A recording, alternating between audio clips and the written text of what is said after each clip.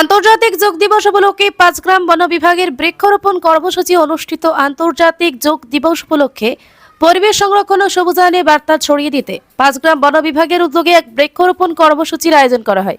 এদিন বন বিভাগের কর্মকর্তা বৃন্দ, কর্মচারী এবং স্থানীয় বিশিষ্ট ব্যক্তিবর্গের উপস্থিতিতে বিভিন্ন প্রজাতির চারাগাছ রোপণ করা হয়।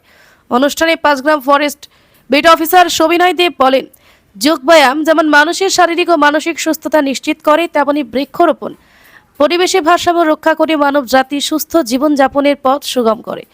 তাই সুস্থ শরীর ও সুস্থ পরিবেশ গড়ে তুলতে সকলকে বেশি করে গাছ লাগানোর আহ্বান জানানো হয়।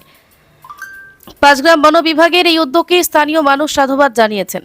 পরিবেশ রক্ষায় জনসচেতনতা বৃদ্ধি এবং আগামী প্রজন্মের জন্য একটি সবুজ ও সুন্দর পৃথিবী গড়ে তোলার লক্ষ্যে এই ধরনের কর্মসূচি ভবিষ্যতে অব্যাহত থাকবে বলে বন বিভাগের পক্ষ থেকে জানানো হয়।